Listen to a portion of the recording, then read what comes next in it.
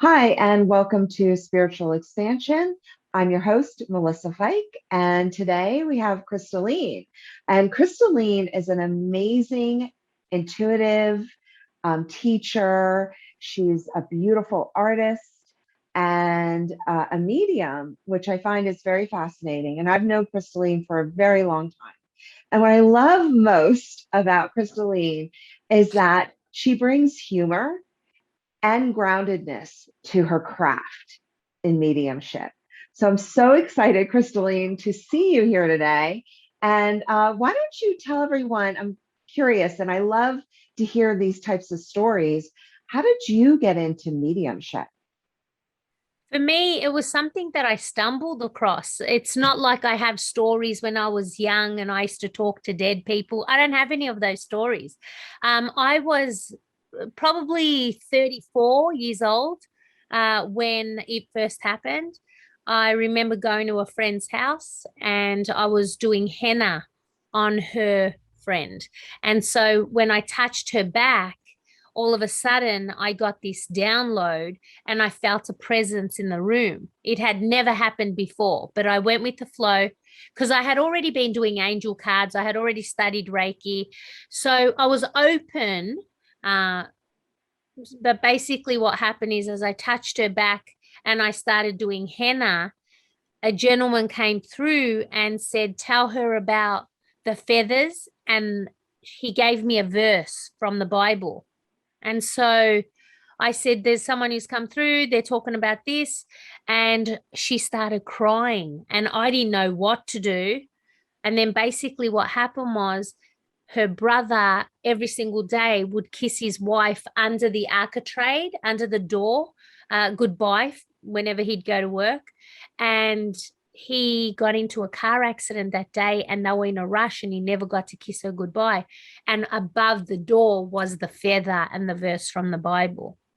So that was quite evidential. And I honestly, I was blown away. I was scared. I was excited. Um, so that got the ball rolling. Nice.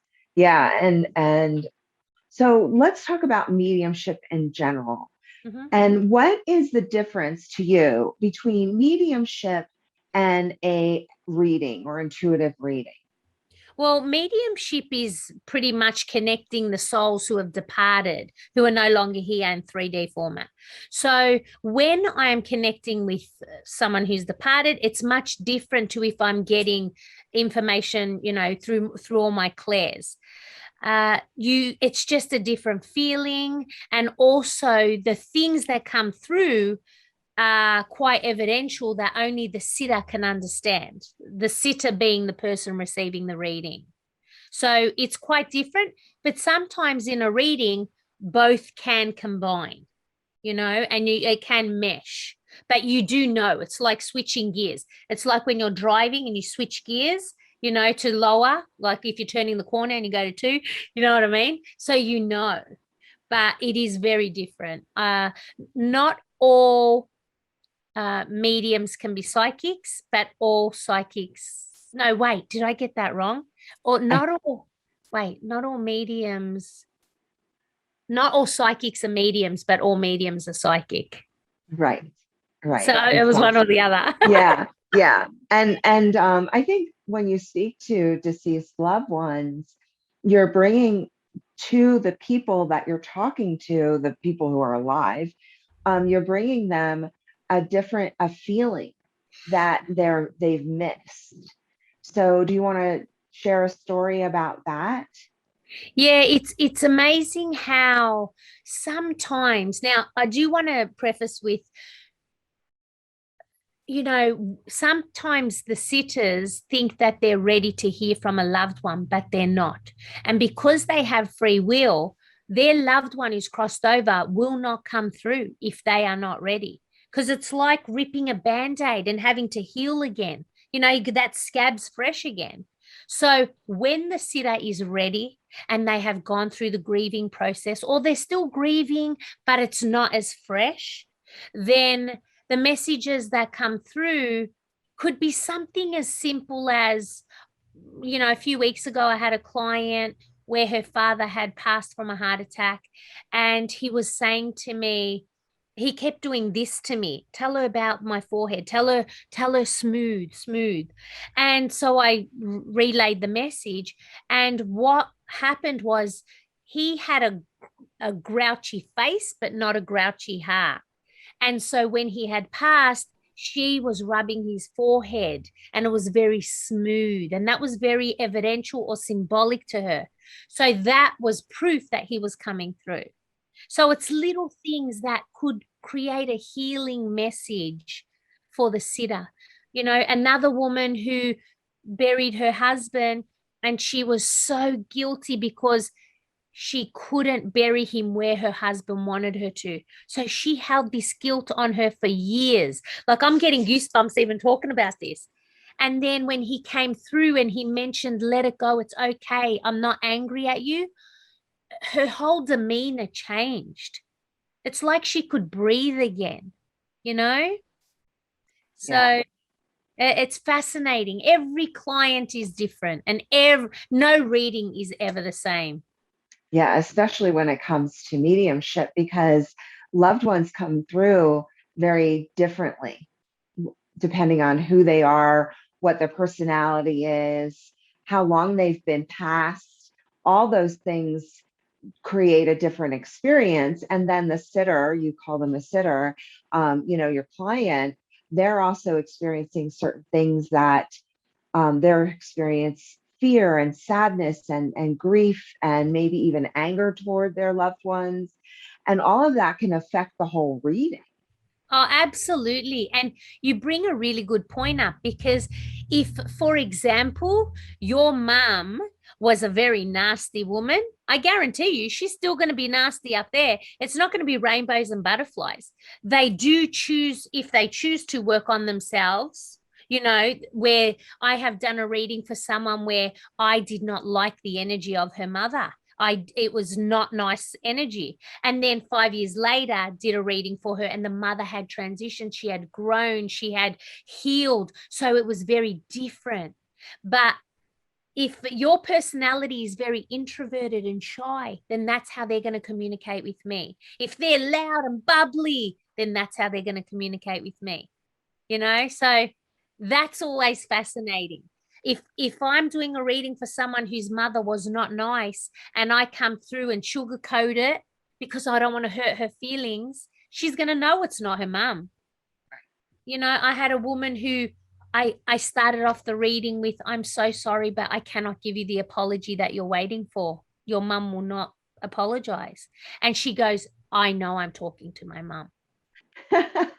And that was confirmation for me that, you know, like, yes, honor what you get. Do not sugarcoat what you receive. Because you don't know what that message is going to mean to that person. And I remember once I did this reading for someone, and this was many years ago. And I was like, your brother, he's in like this, and you may not remember this, but McDonald's used to have these commercials, and there was something called the Hamburglar, and he used to steal everybody's hamburgers. And I said, he's dressed up like this Hamburglar person, and it's like a clown, so he's a clown. And she was like, yeah, I guess maybe. And so she didn't put two and two together.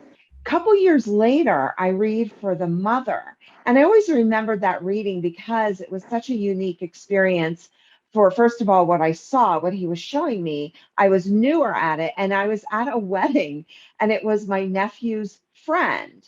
And the brother just came through. So years later, the mom had come to me. And I said, it's interesting. I know the first time I read for your daughter, or I just happened to talk to him. It wasn't a reading, it was just happened. Yeah. I said, he came through as the Hamburglar. And I said, he's showing me this again. And there's got to be a reason. He's like, sneaking around, being really like stealthy. And she goes, oh my gosh. I just heard this story he was in high school, so he died very young and not from drugs and not, it was a weird situation. He died young. And she said when he was in high school, he used to, as a joke, steal people's lunches and switch them.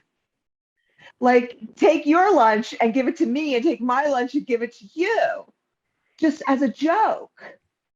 And finally, I understood what that meant.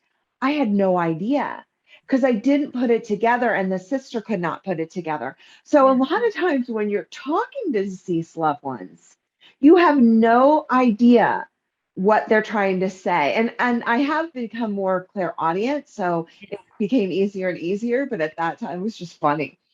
It's interesting, like the symbology that they use, like how hamburger relate, you knew exactly what that meant. But then for me, that symbology could be something else. So and really, we could not do mediumship without spirit. I mean, we're collaborating with spirit. It's like you're playing charades with those who have crossed over. Well, for me personally, because I'm very clairvoyant, so I see a lot of like a trailer to a movie, But one of the most important things is, as a medium, spirit is never wrong. I could be wrong with my interpretation. So I could be giving a reading to someone and I'm like, I'm seeing an apple. And so I should never assume, is someone a teacher in your family? Are you a teacher? Thinking an apple, but then really the father owned an apple farm.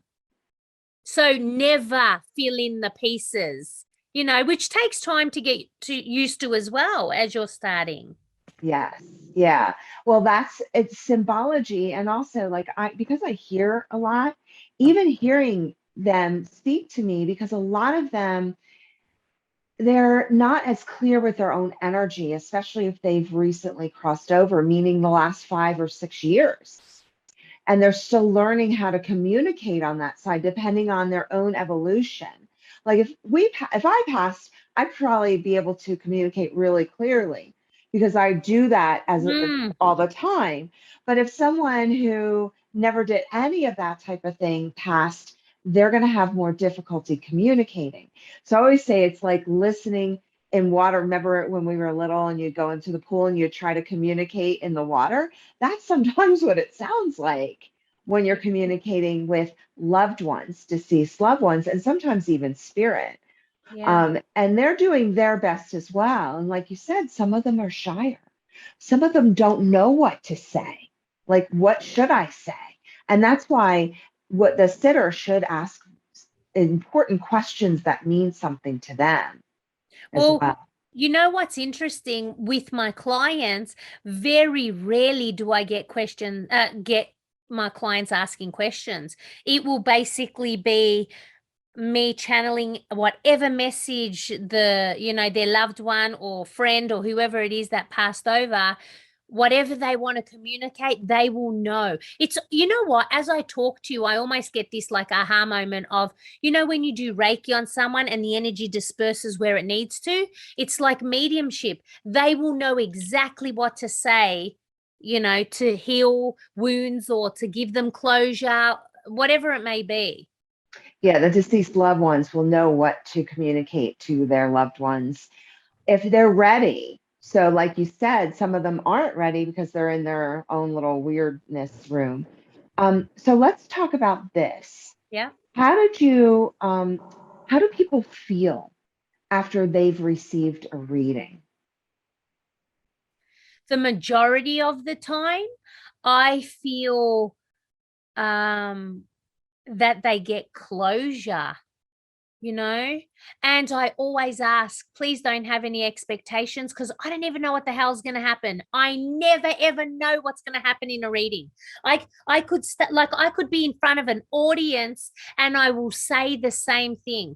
I trust in spirit. Whatever's going to happen is going to be for your highest and best good. But I get people who laugh. I get and that's the good thing about it is mediumship. It's so amazing because you can connect with those, who have crossed over. It doesn't have to be sad. Like I recently had a client who I'm drawing a picture and I'm saying to her, I see like a muffler I see like a muffler, and then the spirit gets me to half the muffler. And so this is kind of like what I'm drawing. And as I'm drawing, I'm like, oh my God, am I drawing a boob? And she's like, yes, yes, because because he had cancer, and he always used to say boobs clear cancer, no, heal cancer. So the women would flash at him. So that was his sense of humor. So it was so funny, that session. It's not all tears. It's not all actually, it's very rare that it will be tears, but if it is, the majority of the time it's for healing, like, and oh my God, I would never have expected them to bring that up. Or so all different reactions, but always I know, because I've asked myself, is this real? Am I doing, like, how do I know that what I'm doing is, you question yourself as a medium when you first start. But when people leave feeling better than what they did when they came, and they're able to move on, then how can you even argue that? No, you can't. And that's what's important. I think that this service, because it is a service, you are the go-between. And a lot of people don't have that availability. And even mediums sometimes have difficulty speaking to some of their loved ones that have crossed over because they're too involved in it. They're too connected to the situation. And they don't always get it. And I know for me, yeah, I know that has happened to me. So let's talk about the first time. Mm-hmm. Well, you talked about the first time you experienced mediumship, didn't you? Yeah. So what is it like when you are communicating with the deceased loved one? You get a lot of pictures. So take us through a little bit of your process, not what you're telling people, but your process that you experience with the deceased loved one. Okay, so first of all, what happens is there's so much work to be done when you're doing this job. It's not like you're open. Like one of the biggest questions is, are you open all the time? Like, do you just read strangers every Tom, Dick, and Harry? And I'm like, no, I would go crazy. And I never remember readings because it's easy to let it go. But the process is, number one, grounding, calling in your guide, your spirit team, cleansing. And then what I like to do, if it's in an audience, is I play a song that I am drawn to through my guides. They will pick the song, and I guarantee you, without a doubt, someone in the audience can relate to that song. And then I will call them in. I almost visualize, when you're at the cinemas and you're waiting behind that red rope, I never ask spirit to communicate with me before I sit with the client, because then I'll be working from memory. So I invite them in, hey, wait in line, and I'll let you know when the movie starts. So, I visualize that rope being open and then them walking in, and then I invite them to share whatever they want to so I can relay to the client. And I will see images. And like I said, a trailer. I will hear. My forte is not audience, like clairaudience, but I am getting better about getting names, initials, dates. So that's improving more and more the more that I practice and expand that muscle. And then obviously clear cognizance, like clear knowing, clear feeling. So all of those, my whole body will react in all different ways. And then I always get a feeling of how they passed. So it may not be the cause of how they passed, but it will relate to it. So if I got, my chest is constricted, then, but my stomach sore, they could have had like a, ovarian cancer, but then at the end they had pneumonia. So it kind of like takes me to the end and then works backwards. Right. And then do you get different symbology about, like, if they died by suicide, then I'll see a pills. So that will be my symbology. If someone died of a heart attack, then I'll see, someone on a couch. only because I know someone who passed that way. So do you relate to that? So what do they do is they show you the symbols themselves. And I Yes. think a lot of mediums are clairvoyant. Do you see the deceased love? Do you see them? No, only once in my life did I physically see someone and I shit myself. I'm in Maryland, Annapolis, and there was on 50, remember that young girl with the baby in the car, the wrong side of Yes. the freeway? I remember the day that happened, I was stuck in the traffic and I heard Laura. I heard the name. So I called my friend. I'm like, that wasn't you. It wasn't her. 4 hours later, after being stuck in traffic, I come home, I go upstairs. And as I go upstairs, she was standing in my room, wet. Oh, I get goosebumps thinking of I this. know I did too. Yeah. And it was like she was trying to, because she saw my light, because when people cross over, they're not attracted to your appearance. They see your colors, they see your aura. So she saw my light, and I was so scared. I didn't even know what to do. But I tell a lie. I knew what to do, because she wanted me to be an advocate for her, that she did not deliberately try to commit, die by suicide. But and I honored her in that way. But I do not want to see you. I'll see you through my third eye and know what you look like, but I don't want to physically see you in front of me. Right. Yeah, yeah, I remember you called me when Yeah, that because I was happened. like, Yeah, well, yes. But it doesn't always have to be scary. I think that if it were a deceased loved one who came to you through your third eye, when you have someone in front of you, it wouldn't have been so scary. I yeah. think it was probably the first time that you saw someone who you had no idea who this person was. And it was when I had just started mediumship. Like, we're talking about, I Yeah. haven't been doing it that long. It's like 5 years I've been doing it. So, But yes. you've been intuitive way longer than that. Yeah, And once I studied Reiki was when the doors opened for me. Like, I'm yeah, 47 now. I studied Reiki at 33. And so that's when doors started opening, and my intuition was, I love doing angel cards, and now create my own oracle card. So yeah. yeah, yeah. Well, that's your artist, that's your creativity.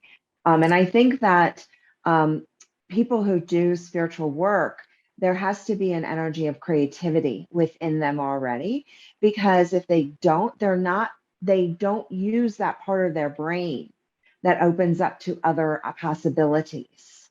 Yeah, absolutely. You need an imagination. And Yes. as a kid, oh, the imagination, Yes. you can't go wrong. If you've got an imagination and you see things outside the box, oh, I love it. Yeah. Yeah. Yeah. And Life's I never think boring. no, who wants that anyway? That's not Yeah. fun. Um, what about when people come to see you and they want a reading? Hmm. Do you tell them that there are certain things? I know you say no expectations, but what else do you ask them to come to help yourself with and help them with? So when people come for, look, pretty much my goal was, when I first started doing this, I was going to put on the website who I am, what I am, my prices, blah, blah, blah. So people knew what they were coming into. Okay. So pretty much when they come to me, they already know what a little bit of what's going to happen. Again, there's no expectations, but they have a general idea. I always make sure that they know they have free will. I am not a doctor. I cannot diagnose. I am not a lawyer. I can't give legal advice. I'm definitely not a therapist. With the line of work that we do, we're listening to people. And even though we're being guided with what to say, let's get that straight. I am not a therapist. I'm not trained to give, counseling and stuff like that. And pretty much it's a confirmation of things that they already know. And what you see is what you get. I'm not going to turn into the exorcist. I'm not going to projectile vomit. My head's not going to spin around. This is what you get. Because Yeah. people feel gypsy, crystal ball, like da da da. We Yeah. come in all different shapes and sizes and colors. Yeah, I think mediumship, they do bring all sorts of people because they are looking for something and they wouldn't necessarily have done this prior to their mother dying or prior to their best friend dying, right? They wouldn't have looked for a medium and now something happened. And actually, I've seen a lot of people that that's been their catalyst for their spiritual path has been that someone did pass and that has been a catalyst for them, which is so fascinating. I actually feel that when people come to you, they're looking for something. They're looking to feel better. They want to feel that a lot of the questions I know that I've gotten when I used to do mediumship is, are they okay? Are they Yes, happy? Which is yes. so interesting because to me, it's like, of course they're happy. Well, you know what my comeback for that is? Don't worry about them. They're worried about you. Like they're doing great. Trust me.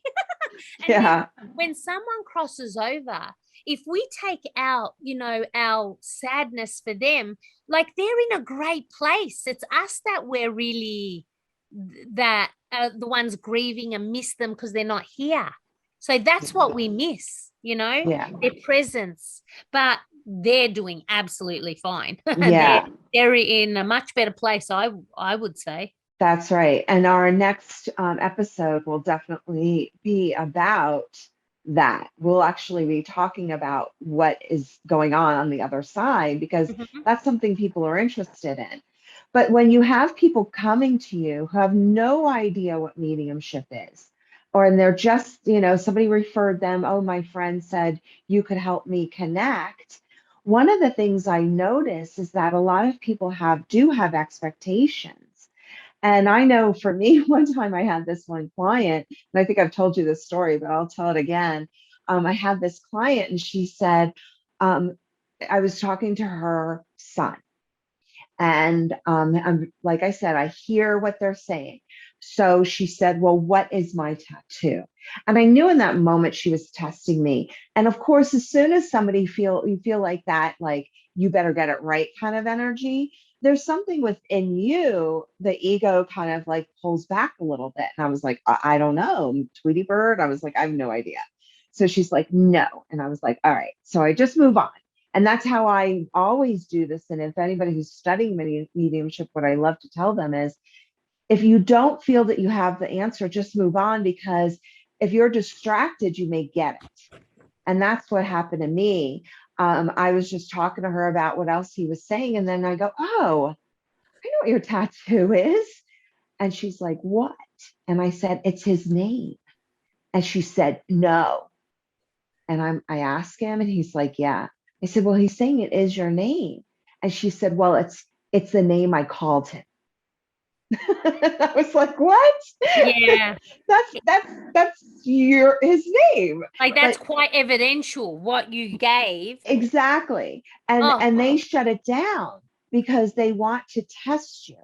But what they're really doing is missing the message and missing the love that they could have received yeah. because they're trying to make it in a box. I think nowadays people are more open. Now, this was probably, 10, 12, 15 years ago. No, that same thing still can happen. I Yeah. remember, I remember doing a gallery in front of an audience and I got 9 out of the 10 things right. And the person held on to the one thing I got wrong. And I was on stage for 15 minutes, like still connecting with this person, you know? And then eventually, it's like people sometimes do that. It's out of our control, but ultimately it is not our job to convince people what we do. If and that's another thing, there's no me going out and marketing myself, like walking out giving cards to people. My complete philosophy is whoever is meant to cross my path will, and whoever's path I'm meant to cross, but there's no way I'm going out there trying to convince people what I do. That's a waste of my time or energy. Right. It's Yeah. got to feel right. It's got to feel right. And there are so many different mediums. We all work differently. So you know, if you're open to that, you'll know who you're meant to connect with, you know? Yeah, I agree. I agree. And speaking of connection, um, Christalene, I will put your website in the show notes, but why don't you tell everyone your website as Okay, well? it's Christalene.com. So feel free to check it out. Can you spell that for people who may Yes. not know how to spell Christalene? Yes, it's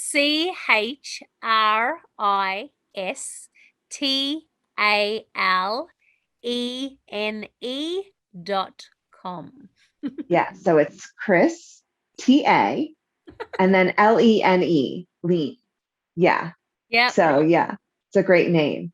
You're kind Yeah, of like, people think I make it up. Is your name really Christalene? I'm like, yeah, it sure is. it is not your stage name. It was your given name. Yep. Yeah, it fits you. It fits your personality. So I'm so excited, and definitely next week, everybody listen to part 2 of this mediumship series. Much love.